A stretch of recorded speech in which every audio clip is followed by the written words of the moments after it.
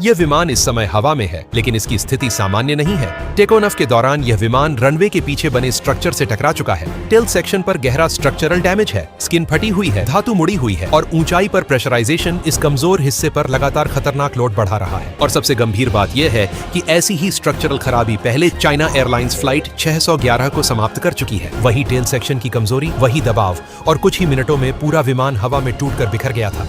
आज उसी तरह की कमजोरी इस विमान में भी मौजूद है। डैमेज फैल रहा है, लोड बढ़ रहा है और हर सेकंड फेल्योर का जोखिम तेज हो रहा है। अब सवाल सिर्फ एक है, क्या यह विमान अपनी स्ट्रक्चरल लिमिट से पहले सुरक्षित लैंड कर पाएगा? यह है असली सच्चाई एयर इंडिया एक्सप्रेस 611 की। इस विमान में 130 यात्री सवार थे और 6 चालक दल के सदस्य, जिसमें से 2 कॉकपिट क्रू और 4 केबिन क्रू सवार थे। इस फ्लाइट के कैप्टन की उम्र 32 साल थी। उनके पास कुल 4295 घंटे का उड़ान अनुभव, जिनमें से 4045 घंटे उन्होंने इसी तरह के विमान पर उड़ाए थे। कैप्टन के तौर पर उनका अनुभव अभी लगभग 542 घंटे ही था, इसलिए उन्हें एक नया कमांडर माना जाता था। फर्स्ट ऑफिसर की उम्र 51 साल थी और उनके पास कुल 4202 घंटे का अनुभव था। इनमें से 3884 घंटे भी इसी कैटेगरी के विमान पर थे। दिन की पहली फ्लाइट बिल्कुल स्मूथ तरीके से पूरी हुई। उस सेक्टर में एयरक्राफ्ट उड़ाने की जिम्मेदारी फर्स्ट ऑफिसर के पास थी, यानी वही पायलट फ्लाइंग थे। यह फ्लाइट दुबई से चली और बिना किसी दिक्कत के त्रिची एयरपोर्ट पर लैंड की। लैंडिंग के बाद एयरक्राफ्ट रनवे से टैक्सी करता हुआ पार्किंग स्टैंड तक पहुंचा और रात 11:37 पर एयरक्राफ्ट को पार्क कर दिया गया। अगली फ्लाइट के लिए pre flight walk around check किया गया, जिसे त्रिची एयरपोर्ट के एक इंजीनियर ने पूरा किया। चेक के दौरान इंजीनियर ने नोटिस किया कि right side main landing gear का एक टायर अपनी लिमिट तक घिस चुका है। इस ऑब्जर्वेशन की जानकारी कॉकपिट क्रू को दी गई और इसी आधार पर आगे की तैयारी पर चर्चा हुई। इसलिए उस टायर को वहीं बदल दिया गया, एयरक्राफ्ट में फ्यूल भरा गया और दुबई के लिए रिटर्न फ्लाइट की तैयारी शुरू की गई। उस समय त्रिची एयरपोर्ट का मौसम साफ था, हल्के बादल, लगभग 27 डिग्री तापमान और बहुत कम हवा। इसका मतलब था कि क्रू अपने ऑपरेशनल जजमेंट के अनुसार रनवे चुन सकता था। इसको लेकर कॉकपिट में जरूरी ऑपरेशनल विचार विमर्श हुआ। इस सेक्टर में कैप्टन पायलट फ्लाइंग थे और उन्होंने रनवे 27 चुना, क्योंकि उसका डिपार्चर रूट छोटा था। क्रू ने कंपनी प्रोसीजर के मुताबिक पूरा प्री फ्लाइट सेटअप तैयार किया और take on off performance flap 5 के लिए सेट की। आमतौर पर फ्लैप 5 इसलिए लिया जाता है क्योंकि इससे रोटेशन के समय टेल को बेहतर सेफ्टी मार्जिन मिलता है। इस टेक ऑन ऑफ के लिए स्पीड्स थी V1 143 knots, rotate 144 knots, V2 151 knots. यह स्पीड रेंज एक भारी लोडेड विमान के लिए बिल्कुल नॉर्मल मानी जाती है। करीब रात 12:40 के आसपास क्रू टेक ऑन ऑफ के लिए तैयार था। एयरक्राफ्ट ने टैक्सी करना शुरू किया और बैक ट्रैक करते हुए रनवे 27 पर लाइन अप किया। अभी तक हर चीज बिल्कुल सामान्य थी। 12:49 पर ATC से टेक ऑन ऑफ क्लियरेंस प्राप्त हुआ। ATC और कॉकपिट के बीच स्टैंडर्ड कम्युनिकेशन पूरा होने के बाद टेक ऑन ऑफ की प्रक्रिया शुरू की गई। इस विमान में टेक ऑन ऑफ की शुरुआत एक निर्धारित प्रोसीजर के तहत होती है। पायलट फ्लाइंग पहले थ्रस्ट लीवर को लगभग 40% तक लाता है ताकि दोनों इंजन बराबर और स्टेबल तरीके से एक्सेलरेट करें। इसी दौरान पायलट मॉनिटरिंग इंजन पैरामीटर्स पर नजर रखता है और यह सुनिश्चित करता है कि थ्रस्ट दोनों इंजनों पर समान और स्थिर है। जब यह कंफर्म हो जाता है कि इंजन नॉर्मल और स्टेबल स्थिति में है, तब take on off thrust set करने की प्रक्रिया आगे बढ़ाई जाती है। इसके बाद कैप्टन द्वारा take on off thrust command दिया जाता है, जिससे ऑटो थ्रॉटल सिस्टम एक्टिव होता है और थ्रस्ट को preset take on off value लगभग 98% तक स्मूथ तरीके से बढ़ाना शुरू कर देता है। विमान के टेक ऑन ऑफ रोल को समझने के लिए ऑटो थ्रॉटल के काम करने के तरीके को समझना जरूरी है। शुरुआत में और लगभग 84 नॉट्स की स्पीड तक ऑटो थ्रॉटल N1 मोड में रहता है। इसका मतलब है कि सिस्टम थ्रस्ट को preset take on off power तक ले जाता है ताकि दोनों इंजन बराबर और स्थिर तरीके से एक्सेलरेट करें। लेकिन जैसे ही स्पीड 84 नॉट्स को पार करती है, ऑटो थ्रॉटल का मोड बदलकर थ्रॉटल होल्ड में चला जाता है। थ्रॉटल होल्ड का अर्थ यह होता है कि उस समय जितना थ्रस्ट सेट है वह वहीं फिक्स हो जाता है। इसके बाद अगर जरूरत पड़े तो पायलट मैन्युअली थ्रस्ट को एडजस्ट कर सकता है। ऐसा इसलिए किया जाता है क्योंकि अगर इस स्पीड के बाद टेक ऑन ऑफ को रोकने की स्थिति बने, जिसे रिजेक्टेड टेक ऑफ कहा जाता है, तो ऑटो थ्रॉटल अपने आप थ्रस्ट बढ़ाकर पायलट के निर्णय में दखल न दे। यह एक तरह का सेफ्टी प्रोटेक्शन मैकेनिज्म होता है। एक और अहम बात यह है कि रिजेक्टेड टेक ऑफ का फैसला हमेशा कैप्टन ही लेते हैं। इसी वजह से V1 स्पीड तक कैप्टन का एक हाथ लगातार थ्रस्ट लीवर्स पर रहता है। उस समय कैप्टन का एक हाथ योक पर था और दूसरा हाथ थ्रस्ट लीवर्स को पकड़कर रखा गया था। टेक ऑन ऑफ रन अभी भी बिल्कुल सामान्य तरीके से चल रहा था। जैसे ही स्पीड 80 नॉट्स तक पहुंची, स्टैंडर्ड स्पीड क्रॉस चेक पूरा किया गया और आगे की एक्सेलरेशन जारी रही। लेकिन जैसे ही विमान लगभग 117 नॉट्स की स्पीड तक पहुंचा, जिसे टेक ऑन ऑफ का हाई स्पीड फेज माना जाता है, उसी समय अचानक कैप्टन की सीट का बैकरेस्ट पूरी तरह पीछे की ओर गिर गया।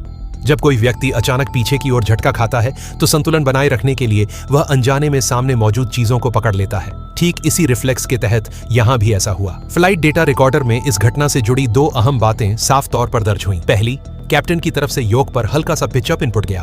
दूसरी और सबसे महत्वपूर्ण बात यह थी कि टेकोनफ के लिए सेट किया गया लगभग 98% थ्रस्ट अचानक घटकर करीब 77% तक आ गया। इस समय विमान टेकोनफ रन पर था, लेकिन उपलब्ध पावर काफी कम हो चुकी थी और सीमित रनवे में यह अंतर बहुत बड़ा असर डालता है। सीट के पीछे गिरते ही कैप्टन ने तुरंत विमान का कंट्रोल फर्स्ट ऑफिसर को ट्रांसफर कर दिया ताकि विमान की दिशा और रनवे अलाइनमेंट बनी रहे। फर्स्ट ऑफिसर इस अचानक बनी स्थिति के लिए मानसिक रूप से तैयार नहीं थे। एविएशन में इसे एक इनकैपेसिटेशन मोमेंट माना जाता है और ऐसे हालात में पहला स्टेप होता है सभी स्विच, लीवर्स और थ्रस्ट पोजीशन को तुरंत क्रॉस चेक करना। लेकिन उस समय घटनाएं इतनी तेजी से हुई कि यह स्टेप पूरा नहीं हो पाया। फर्स्ट ऑफिसर ने विमान को रनवे की सेंटर लाइन पर बनाए रखा, लेकिन थ्रस्ट अब पहले जैसी 98% नहीं रही थी, बल्कि लगभग 77% पर थी। यही आगे की स्थिति में सबसे निर्णायक फैक्टर बना। कैप्टन को अपनी सीट को वापस सीधी पोजीशन में लाने और सही तरीके से बैठने में लगभग 5 सेकंड लगे। जैसे ही वह दोबारा कंट्रोल की स्थिति में आए, उन्होंने बाहर देखा और महसूस किया कि रनवे पर अब सिर्फ करीब 2000 फीट यानी लगभग 600 मीटर ही बचे थे। इसके बाद उन्होंने स्पीड को चेक किया और पाया कि विमान अभी तक V1 या रोटेट स्पीड के आसपास भी नहीं पहुंचा था। इस स्थिति को समझते हुए कैप्टन ने दोबारा विमान का कंट्रोल अपने हाथ में ले लिया। अब रनवे पर लगभग 1000 फीट ही शेष थे। जैसे जैसे स्पीड V1 और रोटेट के करीब पहुंची, कैप्टन ने रोटेशन शुरू किया। उन्हें यह साफ महसूस हो रहा था कि विमान सामान्य से ज्यादा कंट्रोल फोर्स मांग रहा है, लेकिन इसके बावजूद रोटेशन को जारी रखा गया। करीब 14 डिग्री नोज अप एटीट्यूड पर जाकर विमान अंततः हवा में उठ पाया। जैसे ही विमान एयरबॉर्न हुआ, कैप्टन और फर्स्ट ऑफिसर दोनों ने एक असामान्य सी वाइब्रेशन महसूस की। शुरुआती तौर पर इसे वेग टर्बुलेंस जैसा समझा गया, इसलिए उस पर तुरंत कोई विशेष ध्यान नहीं दिया गया। क्लाइंब रेट पॉजिटिव कंफर्म होने के बाद लैंडिंग गियर को रिट्रैक्ट किया गया। इसके तुरंत बाद कैप्टन ने थ्रस्ट को दोबारा बढ़ाकर लगभग 98% पर सेट कर दिया। विमान अब सामान्य तरीके से क्लाइंब करता हुआ फ्लैप्स रिट्रैक्ट कर रहा था और अपनी निर्धारित उड़ान के अनुसार दुबई की दिशा में आगे बढ़ रहा था। उधर विमान के टेकोनफ के समय एक और अहम चीज हो रही थी। विमान के पीछे बैठे केबिन क्रू ने भी कुछ असामान्य महसूस किया। टेकोनफ रोल के दौरान उन्हें लगा कि विमान की एक्सेलरेशन सामान्य से थोड़ी कम हो गई है और जैसे ही विमान ने रोटेशन की, उन्हें एक तेज झटका महसूस हुआ। बाद में केबिन क्रू ने बताया कि उस पल उन्हें ऐसा लगा जैसे नीचे कार्गो सेक्शन में कोई भारी चीज शिफ्ट हो गई हो। जैसे ही सीट बेल्ट का संकेत बंद हुआ, रियर गैली में मौजूद केबिन क्रू ने इस असामान्य अनुभव की जानकारी तुरंत सीनियर केबिन क्रू तक पहुंचा दी। इसी दौरान त्रिची एयरपोर्ट के कंट्रोल टॉवर में बैठे ATC कंट्रोलर ने अपने सिस्टम पर एक असामान्य स्थिति नोटिस की। रनवे 27 के ILS सिस्टम का लोकलाइजर अचानक बंद हो चुका था। यह उन्हें अजीब लगा क्योंकि कुछ ही मिनट पहले उसी रनवे से एक विमान ने टेक ऑफ किया था। इस शक के आधार पर ATC ने तुरंत एक मेंटेनेंस टीम को रनवे के दूर वाले सिरे की ओर भेजा ताकि यह जांच की जा सके कि लोकलाइजर सिस्टम में आखिर क्या गड़बड़ी हुई है। लोकलाइजर एंटेना कई छोटे छोटे एंटेना सेक्शनों से मिलकर बना होता है जो रनवे के एंड के पास एक सीधी लाइन में लगाए जाते हैं। ये आमतौर पर लाल रंग की संरचनाएं होती हैं जो टेक ऑफ या लैंडिंग के दौरान दूर से दिखाई दे सकती हैं। इसी क्षेत्र के पास एयरपोर्ट का एक सिक्योरिटी गार्ड भी ड्यूटी पर तैनात था। उसने बाद में बताया कि जैसे ही विमान ने टेक ऑफ किया, उसे एक असामान्य तेज आवाज सुनाई दी और साथ ही उसने धूल और धुआं उड़ता हुआ भी देखा। जब मेंटेनेंस टीम रनवे 9 की तरफ वाले एंड पर पहुंची, जो कि रनवे 27 की विपरीत दिशा होती है, तो उन्होंने सबसे पहले पाया कि थ्रेशोल्ड लाइट्स में से एक गायब थी। आगे बढ़ने पर यह साफ हो गया कि लोकलाइजर के कई एंटेना टूट चुके थे। कुछ एंटेना पूरी तरह नष्ट हो चुके थे और कुछ अपनी जगह से गायब थे। इसके आगे स्थित एयरपोर्ट की परिमीटर वॉल में भी 2 बड़े छेद साफ दिखाई दे रहे थे। इन सभी संकेतों को देखकर यह तुरंत समझ में आ गया कि टेक ऑफ के दौरान विमान ने न सिर्फ टेल स्ट्राइक किया था, बल्कि ग्राउंड पर मौजूद संरचनाओं को भी हिट किया था। यह पूरी जानकारी तुरंत त्रिची एयरपोर्ट ATC तक पहुंचाई गई। इसके बाद ATC ने विमान से संपर्क स्थापित करने की प्रक्रिया शुरू की। रात लगभग 12:54 पर यानी टेक ऑफ के करीब 5 मिनट बाद ATC ने विमान को यह जानकारी दी कि टेक ऑफ के समय विमान रनवे के एंड से असामान्य रूप से कम ऊंचाई पर गुजरा था। कॉकपिट क्रू ने जवाब में यह बताया कि उन्होंने इंजन, प्रेशराइजेशन और बाकी सभी प्रमुख सिस्टम्स की जांच की है और उस समय सभी इंडिकेशन नॉर्मल दिखाई दे रहे थे। इसके कुछ मिनट बाद ATC ने दोबारा संपर्क किया और यह जानकारी साझा की कि फायर फाइटिंग टीम ने रिपोर्ट दी है, रनवे 27 के एंड पर एयरपोर्ट की परिमीटर वॉल को नुकसान पहुंचा है। क्रू ने एक बार फिर सिस्टम स्टेटस की पुष्टि की और बताया कि विमान के सभी सिस्टम अभी भी सामान्य रूप से काम कर रहे हैं। हालांकि इस बिंदु तक दोनों पायलट स्पष्ट रूप से चिंतित हो चुके थे। कुछ ही देर बाद कॉकपिट क्रू ने खुद ATC से संपर्क कर यह जानने की कोशिश की कि रनवे के एंड पर वास्तव में क्या हुआ था। ATC ने उन्हें स्पष्ट रूप से सूचित किया कि टेक ऑफ के दौरान विमान ने लोकलाइजर एंटेना और एयरपोर्ट की परिमीटर वॉल को हिट किया है और इसके कारण लोकलाइजर सिस्टम अब काम नहीं कर रहा है। इस जानकारी की पुष्टि मिलने के बाद क्रू ने संदेश को स्वीकार किया। इस बिंदु पर यह पूरी तरह साफ हो चुका था कि टेकोनफ सामान्य नहीं था और विमान ने टेकोनफ के दौरान किसी बड़े ग्राउंड स्ट्रक्चर को टक्कर मारी थी। इसके बावजूद विमान ने क्लाइंब जारी रखा। जब विमान FEL 210 यानी 21,000 फीट की ऊंचाई पर पहुंचा, क्रू ने अगला ऑपरेशनल स्टेप शुरू किया। उन्होंने ATC को सूचित किया कि वे कुछ समय इसी लेवल पर रहना चाहते हैं ताकि स्पीड कम करके लैंडिंग गियर सिस्टम की जांच की जा सके। इसके बाद विमान की स्पीड कम की गई और गियर को नीचे करके यह देखा गया कि सिस्टम सामान्य तरीके से काम कर रहा है या नहीं। लैंडिंग गियर पूरी तरह स्मूथ तरीके से नीचे आया और उसी तरह बिना किसी असामान्यता के वापस रिट्रैक्ट भी हो गया। गियर सिस्टम के नॉर्मल पाए जाने के बाद क्रू ने ATC को यह जानकारी दी कि वे अब अपनी क्रूजिंग लेवल की ओर बढ़ना चाहते हैं, जो FL 350 यानी 35,000 फीट थी।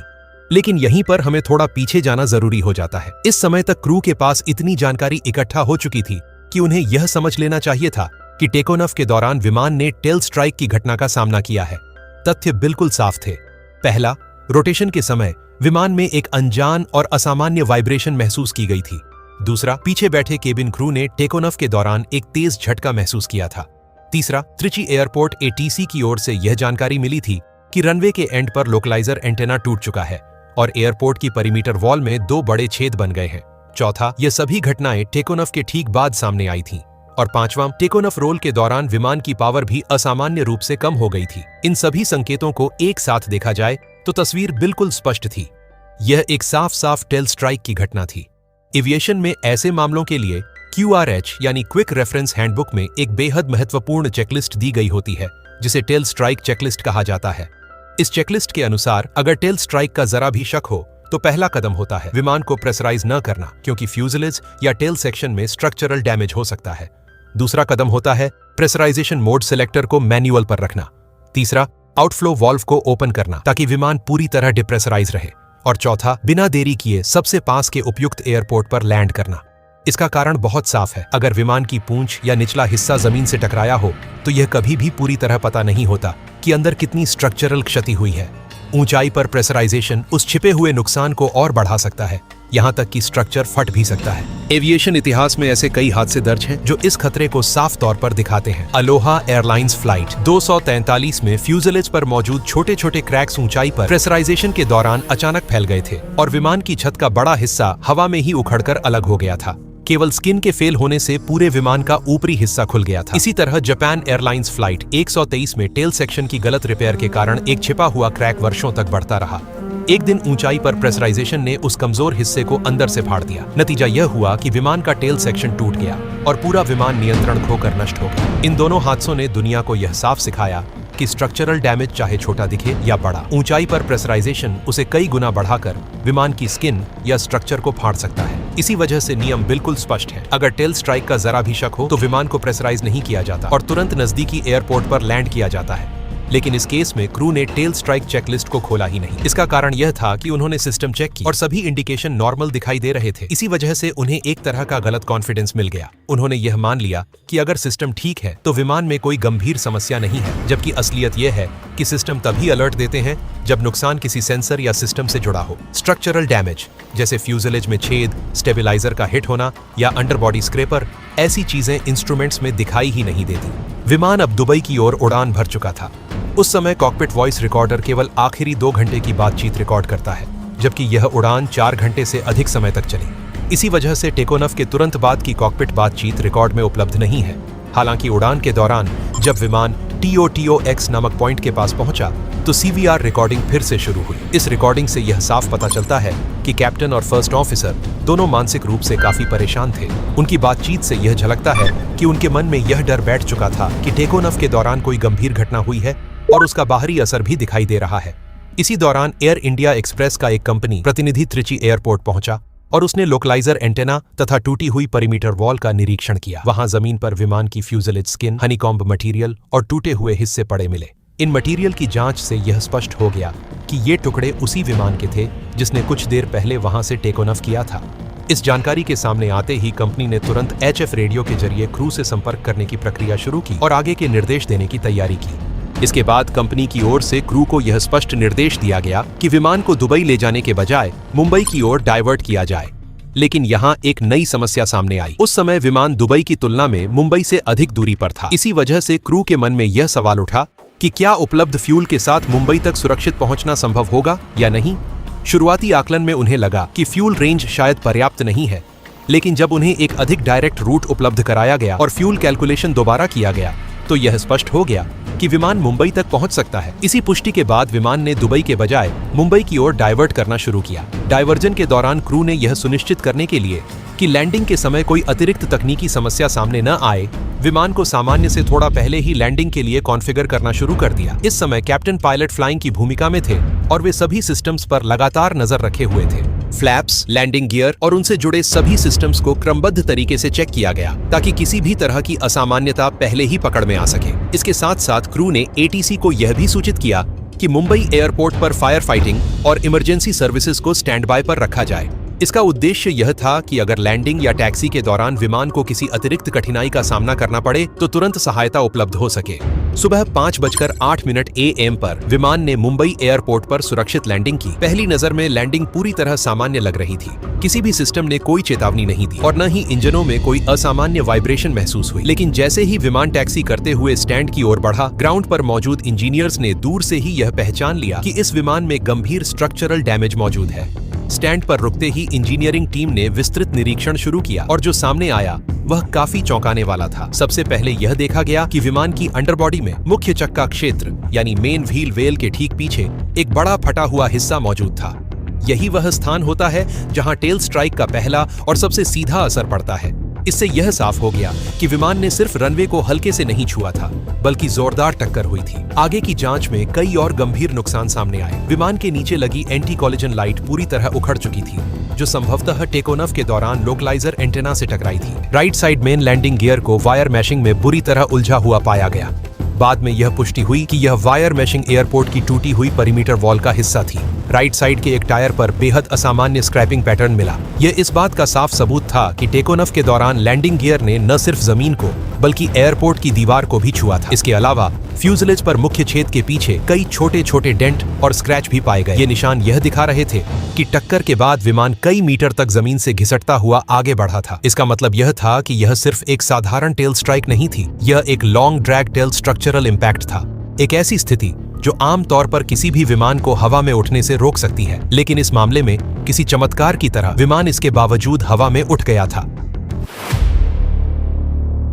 जैसे जैसे जांच टीम ने त्रिची एयरपोर्ट के रनवे और उससे जुड़े सेफ्टी एरिया का निरीक्षण आगे बढ़ाया, जमीन पर उन्हें एक साफ और लगातार ट्रेल दिखाई देने लगा। यह एक लंबा निशान था जो साफ तौर पर यह दिखा रहा था कि विमान का मेन लैंडिंग गियर रनवे छोड़ने के बाद सॉफ्ट ग्राउंड तक घिसटता हुआ पहुंच गया था। इसी के पास जांच टीम को एक दूसरा ट्रेल भी मिला। यह वह निशान था जहां विमान का टेल सेक्शन जमीन से रगड़ता हुआ आगे बढ़ा था और उसी दौरान लोकलाइजर एंटेना की पूरी लाइन से टकराया था। एंटेना के कई हिस्से टूटकर वहीं बिखरे हुए मिले, जबकि कुछ टुकड़े काफी दूर तक उछलकर जा गिरे थे। इसके बाद जो सबूत सामने आए, उन्होंने पूरी घटना की तस्वीर बिल्कुल साफ कर दी। रनवे 27 के आगे बनी एयरपोर्ट की परिमीटर वॉल लगभग 1.5 मीटर ऊंची थी। जांच के दौरान यह पाया गया कि उस दीवार में 2 बड़े छेद बने हुए थे। सबसे अहम बात यह थी कि इन दोनों छेदों के बीच की दूरी बिल्कुल उतनी ही थी जितनी दूरी विमान के लेफ्ट और राइट मेन लैंडिंग गियर के बीच होती है। इसका मतलब बिल्कुल स्पष्ट था। टेकोनफ के दौरान विमान इतना नीचे था कि उसके दोनों मेन लैंडिंग गियर्स ने सीधे परिमीटर वॉल को टक्कर मारकर उसे फाड़ दिया था। इस निष्कर्ष की पुष्टि तब और मजबूत हो गई जब मुंबई में विमान के स्टैंड पर राइट साइड लैंडिंग गियर से वायर मैशिंग निकाली गई। बाद में यह साफ हो गया कि यह वायर मैशिंग उसी परिमीटर वॉल के ऊपरी हिस्से का मटेरियल थी जिससे विमान टकराया था। इन सभी सबूतों के सामने आने के बाद जांच अधिकारियों के सामने एक बड़ा सवाल खड़ा हो गया। इतनी जोरदार टक्कर, जमीन पर घिसटने, एंटेना और दीवार को तोड़ने के बावजूद विमान आखिर हवा में उठा कैसे? इसका जवाब विमान की असाधारण स्ट्रक्चरल मजबूती में छिपा था। विमान का डिजाइन इतना मजबूत था कि इतने बड़े इम्पैक्ट के बावजूद वह पूरी तरह टूटने से बच गया और किसी तरह एयरबोर्न हो सका। हालांकि जांच में यह भी साफ हो गया कि टेकोनफ रन के दौरान कैप्टन की सीट का अचानक पीछे गिरना ही इस पूरी घटना की शुरुआती कड़ी था। फ्लाइट डेटा रिकॉर्डर से यह पुष्टि हुई कि 117 नॉट्स की स्पीड पर सीट गिरने के बाद टेकोनफ के लिए सेट किया गया थ्रस्ट लगभग 98% से घटकर करीब 70% तक आ गया था। यही वह पल था जिसने पूरे हादसे की दिशा तय कर दी, क्योंकि अगर उसी क्षण फर्स्ट ऑफिसर द्वारा रिजेक्टेड टेक ऑफ शुरू कर दिया जाता तो विमान समय रहते रनवे पर ही रुक सकता था, और यदि उसी समय थ्रस्ट को दोबारा 98% तक बढ़ा दिया जाता तो उपलब्ध रनवे दूरी में विमान सुरक्षित तरीके से टेक ऑफ कर सकता था। लेकिन दुर्भाग्य से इन दोनों में से कोई भी कार्रवाई उस निर्णायक समय पर नहीं हो सकी। सिमुलेटर टेस्ट्स ने भी इस बात को साबित किया कि जब कैप्टन ने दोबारा कंट्रोल संभाला और विमान के पास रनवे की केवल कुछ 100 फीट दूरी ही बची थी, अगर उसी क्षण थ्रस्ट को फुल पावर पर बढ़ा दिया जाता तो विमान सुरक्षित टेक ऑफ कर सकता था। लेकिन उसी लेट स्टेज पर अगर टेक ऑफ को रोकने की कोशिश की जाती तो विमान रनवे को ओवररन कर जाता और दुर्घटना कहीं ज्यादा गंभीर हो सकती थी। इस बिंदु तक जांच टीम पूरी तरह समझ चुकी थी कि रनवे पर क्या हुआ, कैप्टन की सीट की खराबी ने कैसे इस घटना को ट्रिगर किया और कैसे फ्लाइट क्रू ने कुछ बेहद अहम सेकंड में सही निर्णय नहीं ले पाया। इस पूरी जांच ने यह स्पष्ट कर दिया कि एयर इंडिया एक्सप्रेस 611 की घटना केवल किसी एक तकनीकी खराबी का परिणाम नहीं थी। यह कई छोटी छोटी चूकों, गलत समय पर लिए गए निर्णयों और लगातार बढ़ते मानसिक दबाव के संयोजन से बनी एक बेहद जटिल स्थिति थी। टेक ऑफ के दौरान कैप्टन की सीट का अचानक पीछे गिर जाना देखने में एक साधारण सी घटना लग सकती है, लेकिन मेरी राय में यही वह पल था जिसने पूरी उड़ान की दिशा बदल दी। इसी एक क्षण ने पायलटों की प्राथमिकताओं को उलझा दिया। थ्रस्ट में हुई गंभीर कमी को अनदेखा कर दिया गया और विमान को ऐसे रास्ते पर धकेल दिया जहां हर गुजरता हुआ सेकंड खतरे को और बढ़ाता चला गया। फ्लाइट क्रू, जो सामान्य परिस्थितियों में बेहद प्रोफेशनल तरीके से काम करता है, अचानक इतने तीव्र तनाव में आ गया कि वह वही चेकलिस्ट नहीं खोल पाया जो इस स्थिति में सबसे जरूरी थी, टेल स्ट्राइक चेकलिस्ट। सिस्टम की ओर से कोई चेतावनी नहीं आई और उसी नॉर्मल डेटा पर भरोसा करते हुए क्रू ने वह फैसला लिया जो मेरी नजर में नहीं लिया जाना चाहिए था, विमान को दुबई की ओर उड़ाना जारी रखना। क्योंकि सच यह है कि हवा में उड़ता यह विमान अब वैसा नहीं था जो कुछ घंटे पहले त्रिची एयरपोर्ट पर उतरा था। यह एक ऐसा जेट बन चुका था जिसकी पीछे की स्किन फट चुकी थी, कई एंटेना टूट चुके थे, स्टेबिलाइजर क्षतिग्रस्त था और लैंडिंग गियर तक एयरपोर्ट की दीवार के मलबे में उलझा हुआ था। और फिर भी विमान उड़ता रहा, कंट्रोल में रहा और अंततः मुंबई में सुरक्षित लैंडिंग कर गया।